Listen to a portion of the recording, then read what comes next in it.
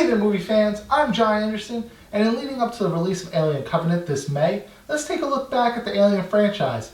Excluding Alien 3, as due to studio interference, director David Fincher doesn't even acknowledge this film's existence, and Alien Resurrection, that is somehow even worse than Alien 3, and gave us an alien-human hybrid that nobody asked for. So, with that being said, let's get into it and talk about the original.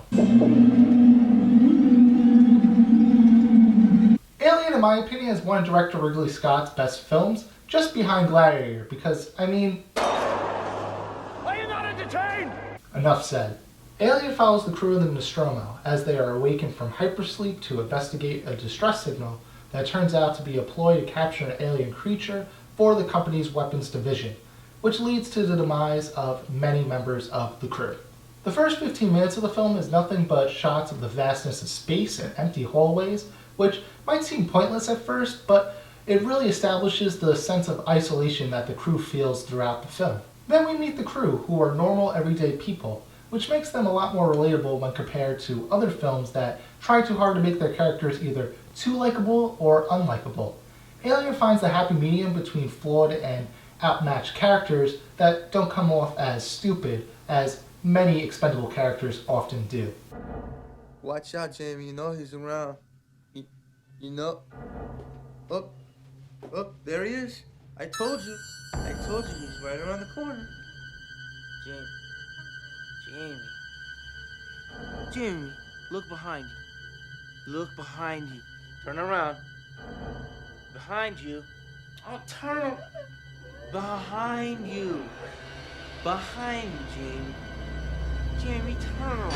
Oh, God, I didn't mean to turn around. Similarly to how Carrie Fisher was able to make Princess Leia a strong female protagonist in Star Wars, Sigourney Weaver was able to build on that legacy by giving us an even stronger female protagonist in Ripley.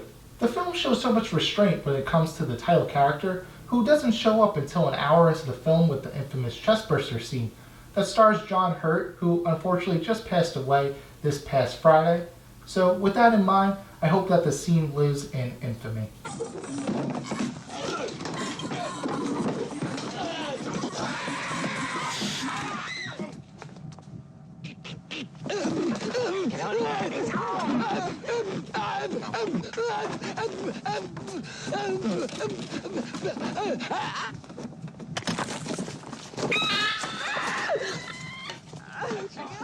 This also demonstrates how much the film was influenced by Steven Spielberg's Jaws, where the alien only has roughly 4 minutes of screen time, about the same amount of time that the shark gets in that film, truly earning it the tagline of Jaws in space. It also houses a pretty good twist, which means, spoiler warning for a film that, I can't believe I'm saying this, is almost 40 years old, but you've been warned. The reason the reveal that Ash is an android works so well is because even though it's not explicitly said that androids exist in this universe, we can assume since we're set in the year 2037 that this technology is possible, and it doesn't really come out of left field like some other twists that just make no sense.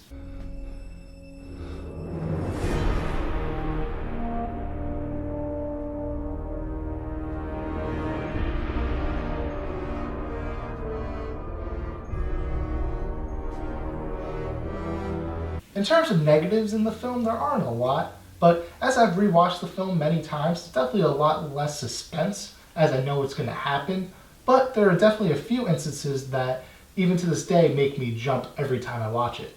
I think the alien growing from a baby to a 7-foot monster in a matter of hours is a little convenient, but I've accepted the fact that perhaps this is the life cycle of a xenomorph, and why they're so dependent on a host to expand their existence. There are also a few moments where the technology looks extremely outdated, and one cut in particular that will always look off to me, but again, considering that this movie was made almost 40 years ago, I can forgive these timely errors.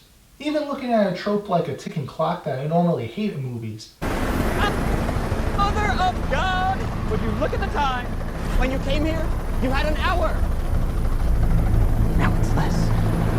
But for whatever reason, it doesn't bother me as much, probably because of the simplicity and containment of the scene. Alien gave us a timeless suspense horror film with a great protagonist and unforgettable creature designs by the great H.R. Giger, with only a few issues that come down to simply just the limitations of the time, And that's why it should come as no surprise that Alien is a really, really good movie. So those are my thoughts on Alien. Do you agree, disagree? Let me know down in the comments below. Be sure to click right here to see my latest review on Season 1 of a series of unfortunate events. And click over here to see my latest series reviews on Christopher Nolan's first film Following and Sam Raimi's Spider-Man. And also be sure to subscribe if you haven't already, and be sure to check out my social media links down in the description below. Until next time, don't forget to watch the movies.